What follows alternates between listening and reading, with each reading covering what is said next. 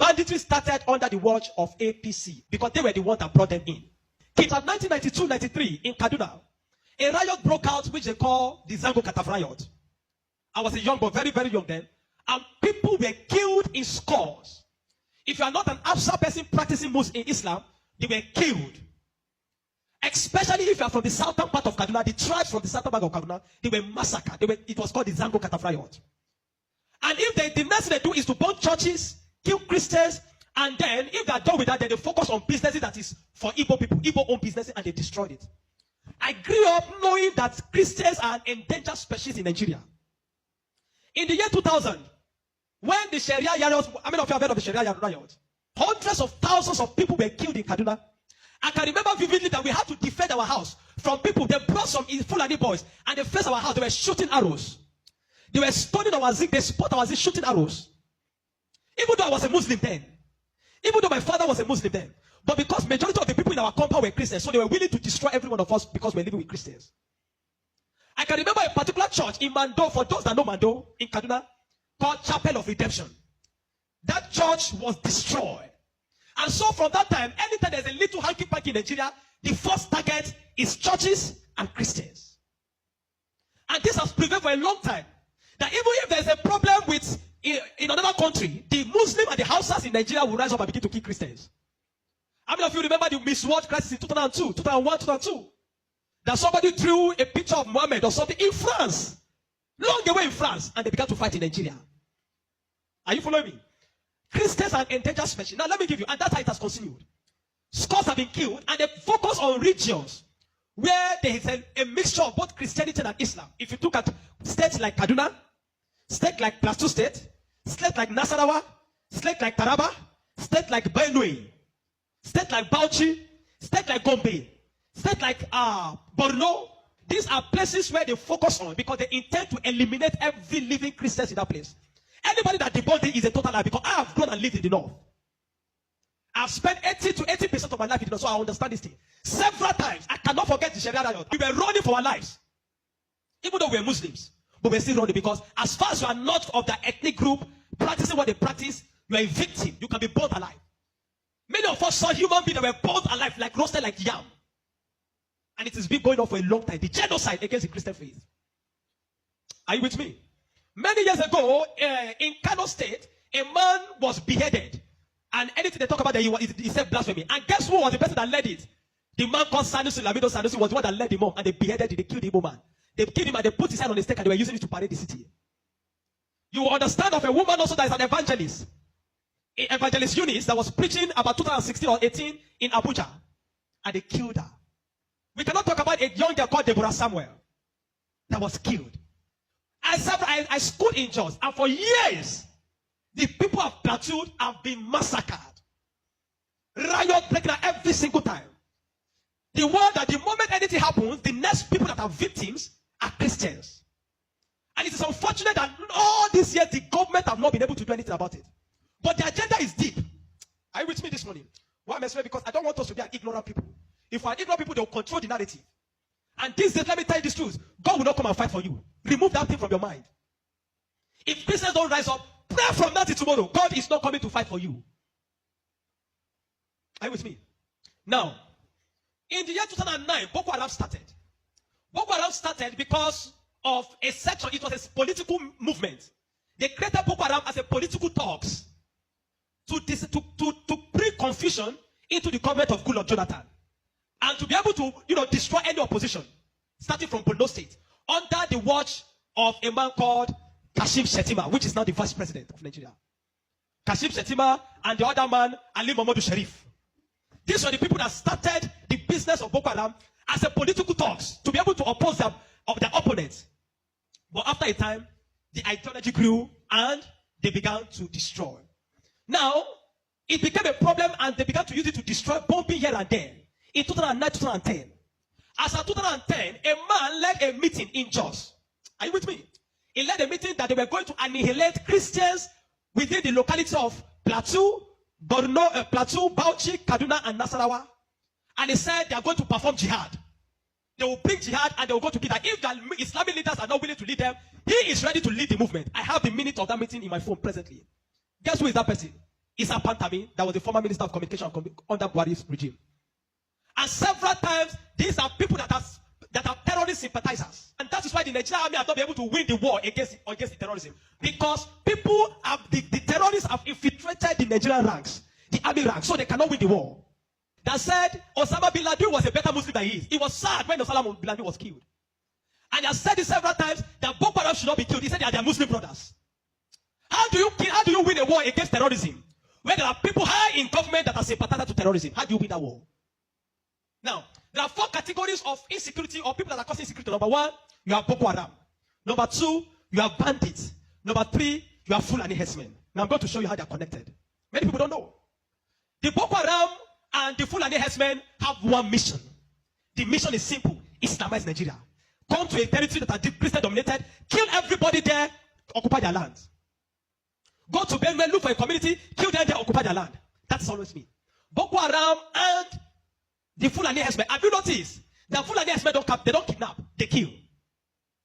There's hardly a place you hear that Fulani herdsmen capture, that they say these are Fulani herdsmen. No, when they go, they kill. How do they kill? They kill with guns. You must now ask yourself, how does a Fulani man get AK-47? Do you know the cost of one AK-47? One AK-47 is over $1,000 something. Where will a Fulani man be able to obtain to be able to get one AK-47? Are you with me? And now, so you will know that there are people that are sponsoring this movement. Then the Boko Haram and the Fulani, they go about Christian-dominated areas. You will understand that when this terrorism started in Nigeria, that only people that were killed were Christian churches. You will not hear that they kill anyone. It is Christians and churches. I remember in Kaduna then that churches began to look for security men to guide their churches in every service day. Otherwise, you can be in church and then the next thing is boom, everybody dies. And churches that don't have money to hire soldiers began to use some of their members. I was a member of the security team in my church in Deeper Life in Kaduna in 2010. Because we don't stay in the church. Once I come to the church in the morning, we stay outside, moving around patrolling, because anybody can come and drop anything. So when Boko Haram started, the majority of Muslims, the Hausa, Northern Muslims, they were happy. I know of people that were celebrating it. If you see them crying today, I'll tell you why. At the initial beginning of this thing, they were happy celebrating the killings of Christians. They said they are purging Nigeria of army. It was majorly on Christians and Christian-dominated areas. But when it comes to 2014, the man Buhari and APC that wanted to overthrow the government of Jonathan, by all means, decided to employ mercenaries from Niger, from Chad, from all those Fulani, from other African nations where they're Fulani, and they brought them into Nigeria. What was the goal? The goal was that if Jonathan does not concede defeat in the election, they were going to rain hell on Nigeria. So they brought in these mercenaries, and they equipped them with rifles, the Aerofiles, the Buharis. Are you with me? The Aerofiles, the Buharis. Every one of these people called APC, they brought in mercenaries and armed them in the bushes and told them to wait. The moment Jonathan did not concede defeat in the election, they were going to start. But unfortunately for them, Goodluck knew of the assignment. He got intel about it, because the man said his ambition does not worth the blood of millions. So the man conceded defeat and left. And so they declared APC winner. Now, you have already brought people from different parts to come and fight. But what they wanted to come and fight for, did not achieve anymore. So now they left those people in the bush. They left them with guns and ammunition in the bush. And when Buhari became the president, he abandoned them. Instead of them to settle them and let them go back, they abandoned them. And the people saw Nigeria as a place that is good. And the people decided to remain in Nigeria. Those are the people that started bandits. Before, we don't have anything like bandits. Banditry started under the watch of APC, under Buhari, because they were the ones that brought them in. Kidnapping, because they needed to survive. So they started by kidnapping. And they started by kidnapping. And they started by kidnapping. And they started by kidnapping. Over time, now, you understand that there are certain parts of this nation where there are mineral resources. Don't be an ignorant Christian. Follow me. Don't be an ignorant Christian. Don't be in a nation where you don't have understanding of what is happening. Now, there are some parts of Nigeria where there are good resources. And this is have been illegally mined by elites, the military generals, the oligarchs, the people that are the leadership of the North. They were mining these resources, and the money does not go into the federal government account. So what they do is that they employ the services of this banditry to create two things. Number one, to create diversion. So when you go to Zamfara, that's why you hear that they say that it's killing in Zamfara now. It's because of the Ilema gold mine. There is gold in Zamfara that they are mining. And so these bandits that are already in the bush, some people collaborate with them, partnered with them, and told them to keep creating confusion, create chaos. When you keep creating chaos, the Nigerian state and the people of Nigeria will not be able to focus on the illegal mining. They'll be concerned about the insecurity. So the insecurity is created as a means of diversion in the north. Are you following me?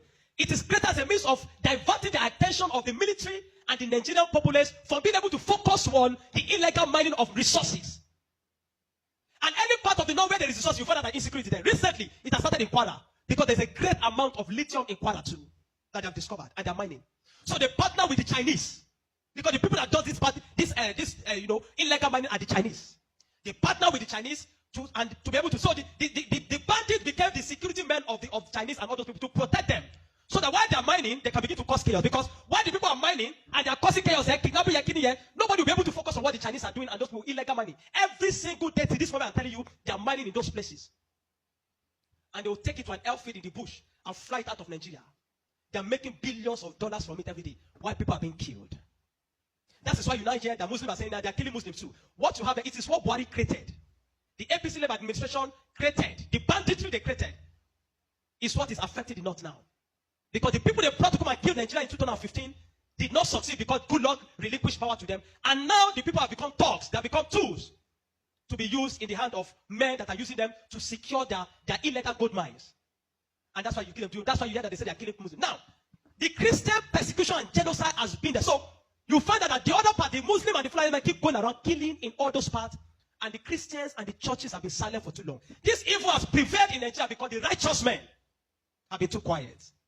If we're ever going to win against insecurity in Nigeria, Nigeria must put two things Nigeria must do. Number one, Sharia law must be completely abolished in Nigeria. Because Nigeria is not an Islamic state. Why will Nigerians or part of Nigeria be practicing Sharia? The law guiding them in constitutional law that believe that if somebody deserves to die because he speaks against his God. Can an Hausa man insult Jesus and I kill him for insulting Jesus? But somebody believes when you speak against Muhammad, you deserve to die. How do you live in a country with somebody that has that kind of mentality? The military have become complicit. They are compromised. Nigerian military cannot win this war. 20 years from today, I'm telling you, 20 years from today, this thing of insecurity will not end because there are people that are enjoying it, benefiting from it, and reaping from it. If Nigeria want to win this war, partner with America. Let them come and militate.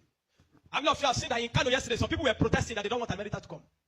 Because they believe what they have been told is that if America is coming to kill Muslims, and the man says he wants to come and kill terrorists, but they are protesting. Anybody that is negotiating, people like Ahmed Gumi, Sheikh Gumi should be locked away. A terrorist sympathizer is a terrorist. A man that believes that you are not supposed to kill a terrorist is himself a terrorist. A man that believes that we should go and negotiate. How do you go and negotiate with terrorists? Because you see, terrorists are not just criminals. They are working with a wrong ideology. A man that believes that killing himself, he has nothing to lose. How do you negotiate with a man that believes that killing himself is going to meet their God in heaven to collect 72 virgins? How do you negotiate with such a person? A man like Sheikh Gumi should be locked away. A man like Ali Mohammed Bushari should be arrested. You want to win against terrorism, you must go brutal. No nation win against terrorism by pampering them. The custom is taking rice, seizing rice from Nigeria and taking it to terrorists in the bush that they need to take care of them because they are human beings. No. The moment you have become a terrorist, you see that taking the life of your fellow human being is nothing, is to please a God, then you don't deserve to live. Children of God, I'm not going to ask you to pray because this is not a period of prayer. This is a period of action. Reverend Dr. Ezekiel from Jos, the man have been speaking, have created attention. Not for what have they invited the man for interview because they don't want to give the man any airtime. But you see, any little thing they will call Gumi and give him microphone. Gumi, they are inviting Gumi up and down. The media is complicit. The Nigerian military are complicit. You can't win war with this Nigerian army, not because they don't have the capacity, but because they are compromised. Buhari created banditry. The people like Gumi and the rest of them, they are the people that facilitated the idea of Boko Haram. And today, some of them are your leaders in government. Some of them, most of them are moving free. Not one have been arrested. Kabiru Sokoto that bombed Nyanyan in 2011. When they rearrested him, guess where they caught him? In the house of Shetima in Abuja. What is he doing in the house of Shetima if Shetima doesn't know him? But today, Shetima is your vice president. How do you win a war where terrorists are ruling you? Where terrorist sympathizers are moving around? This is not a period to say we are praying. No! This is a period of wisdom. This is a period of action. Churches in the south have no idea. They sit in their cozy churches with AC blowing them. They don't know what it means to be in the north. They don't know what it means to be running for your life. That every Sunday in the church there in Kaduna, when they say let us pray, everyone is praying with one eye open. Because you don't know, bomb might go up at any time in the church. The Nigerian church must rise up. There's an agenda. And if you read the minutes of that meeting in 2010 led by Isa Patami, you will not believe it. I have a recording of his messages. Where's our plea? Where say, why would they be killing their people? He said, why would they be killing his Muslim brothers, referring to Boko Haram as their Muslim brothers? How do you win with such a people in government? And that guy was a minister under Buhari for 8 years. Do you know what I'm telling you this morning? You are in Nigeria. If you are not aware of what is happening around you, in a short time, one day your calamity will just come. You will not know how. Are you with me? The banditry that is destroying them in the north was created by the people Buhari brought for mercenaries to destroy Nigeria in 2015 in case he did not win. Unfortunately, he won, and those people were left without fight. And they began to use the weapons that have been provided for. These guys have sophisticated their weapon. They move logistics, move money in dollars. Where do you think they're getting it from? You think it's from the sale of cow? No.